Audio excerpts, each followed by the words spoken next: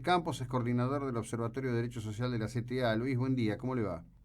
Hola, ¿qué tal? Buen día, ¿cómo están ustedes? Bien, bien, muy bien. Bueno, ustedes vienen haciendo una serie de trabajos al respecto justamente de las cuestiones que tienen que ver con el derecho social. Justamente el vecino hacía una referencia a estos temas porque estamos hablando en Mar del Plata de cuestiones de ocupación de tierras, situaciones de cortes y demás que crean, la verdad, que una conflictividad y una emocionalidad demasiado fuerte en la población en general. Desde la perspectiva de ustedes, por supuesto, usted está en la CTA, este aumento de la conflictividad, digamos, para no caer en el lugar común de si es electoral o no es electoral, ¿por qué caminos creen que se debe abordar para ir reduciéndola, que debería ser el objetivo sensato de la sociedad más allá de quién gobierne? Sí, por un lado es necesario, cuando uno analiza la conflictividad laboral en particular, pero la conflictividad social en general, es necesario tener un buen diagnóstico, es decir, preguntarse por cuáles son las causas de esa conflictividad. Digo, no tiene sentido tratar de pensar cómo vamos a resolver una sucesión de conflictos sociales si no nos preguntamos por cuáles son sus causas.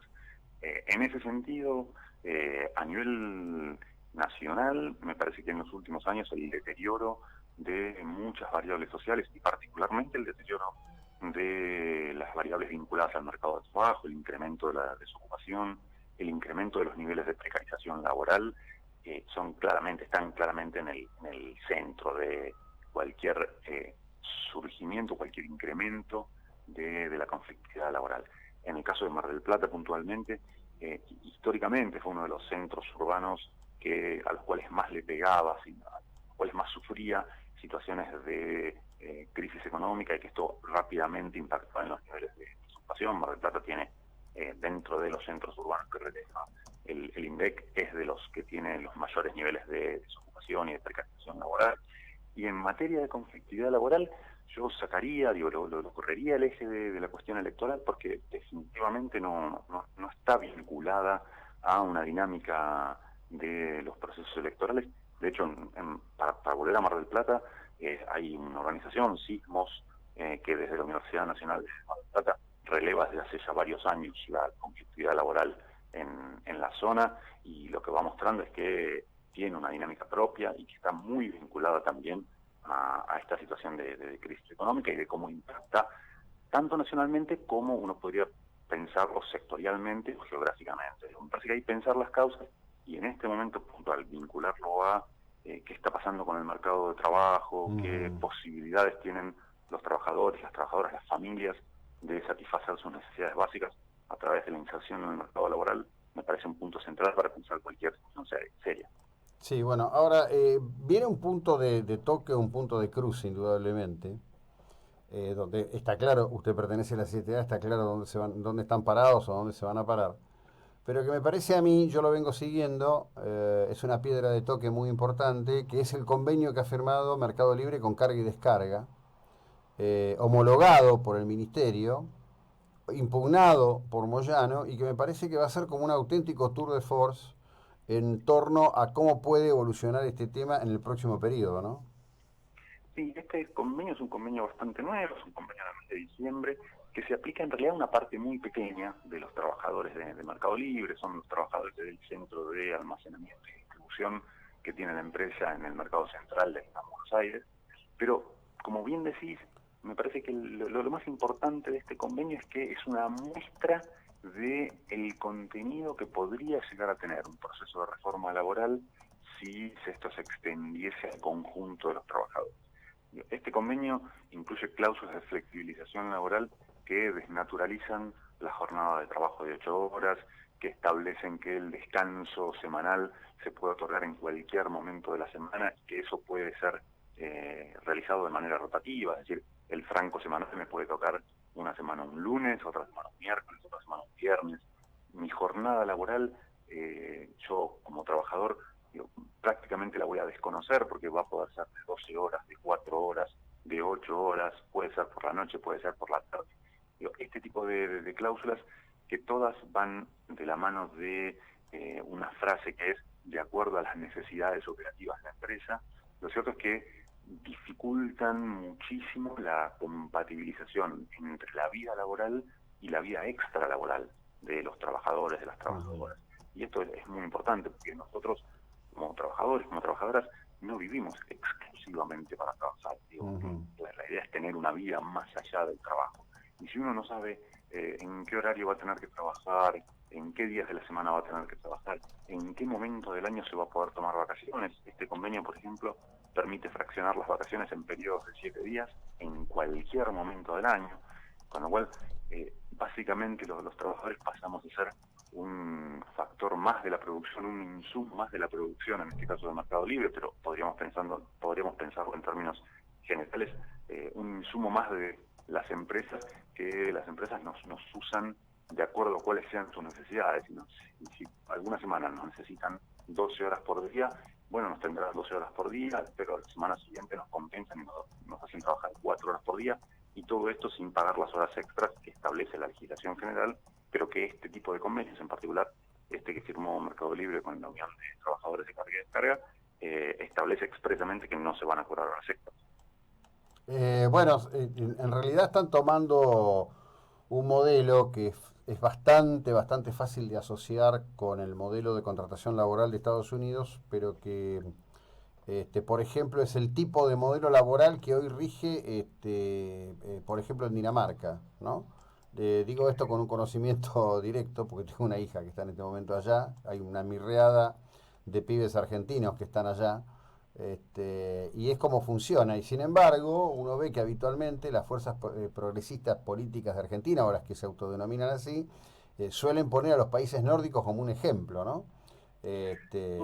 La verdad que el mundo del trabajo y la ultra competitividad, que en sí tiene que ver con el fenómeno del trabajo, o de la capacidad de generar trabajo en China sin regulación laboral alguna, distorsiona a nivel global todo el tema de dónde me paro yo para generar trabajo y ser competitivo con mi producto, ¿no?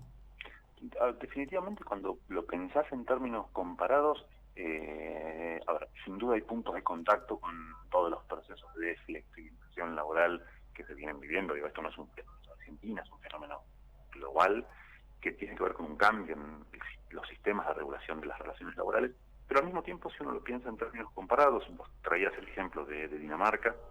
Lo cierto es que en Dinamarca, los países nórdicos, en Europa en general, por ejemplo, los trabajadores tienen 5 semanas de vacaciones. Esto es una directiva que se aplica en el conjunto de la Comunidad Económica Europea. Digo, estamos hablando de 5 semanas contra 2 semanas que tiene la generalidad de los trabajadores en nuestro país, que todavía tienen el derecho a usar de vacaciones. Tenemos los niveles, por ejemplo, más altos de sindicalización que existen en el mundo, en los países nórdicos. Digo, hay una fuerte presencia de los sindicatos que lo que terminan haciendo es limitar de alguna manera la arbitrariedad que podrían tener los empleadores con este tipo de marcos regulatorios. Porque efectivamente, si la jornada laboral va a cambiar, va a ser tan flexible, según la legislación, lo que yo necesito de alguna manera es un contrapeso para que eso no sea utilizado abusivamente por las empresas. Y en ese sentido, una presencia de la organización colectiva en los lugares de trabajo, de delegados sindicales, comisiones internas, que es algo que está muy generalizado, sobre todo en los países nórdicos, pero en Europa en general, es un buen contrapeso de esa flexibilización, esa flexibilidad legal para organizar la jornada. En otras palabras, si alguna empresa en Dinamarca quiere cambiar el turno, cambiar el sistema de turnos o el sistema de extensión de la jornada laboral, seguramente lo va a tener que discutir con el sindicato Sí, en su lugar de trabajo. lamento, no quiero darte un disgusto. Literalmente no hay sindicatos en Dinamarca. Puede ser en Noruega o puede ser en Suecia. En el caso dinamarqués, además te digo algo, no hay sistema jubilatorio del Estado, por ejemplo.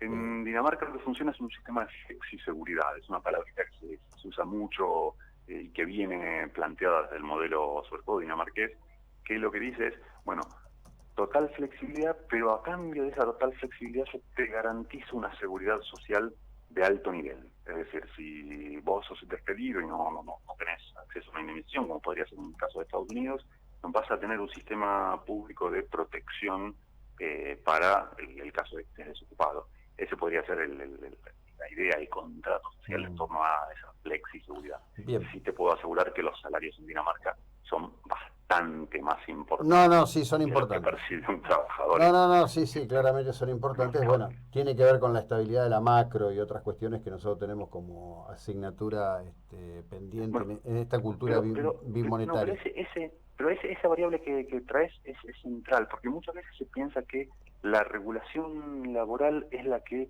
dificulta o facilita la creación de empleo.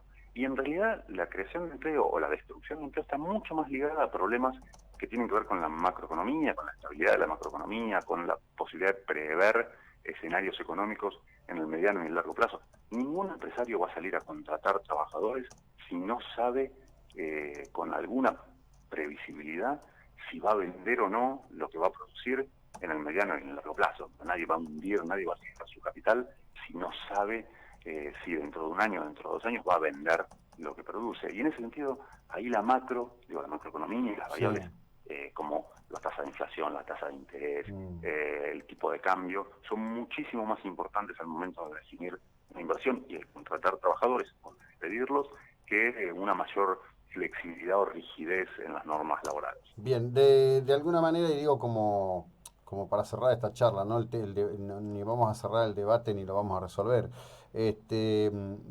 Yo estoy convencido que este acuerdo de Mercado Libre es un caso testigo. No sé cómo lo lees vos. Sin duda, no solo es un caso testigo, sino que es más. Las condiciones de trabajo efectivas en Mercado Libre son mucho mejores que las que prevé ese acuerdo.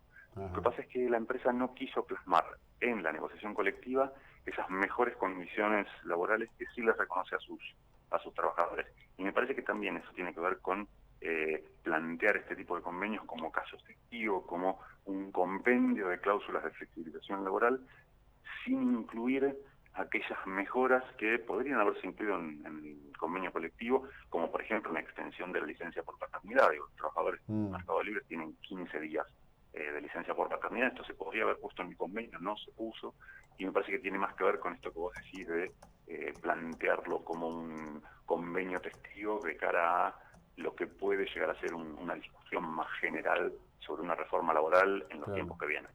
Gracias por tu tiempo, Luis. Buena jornada, muy amable. Por favor, saludos para ustedes. Bueno, Luis Campos, bueno, él es abogado.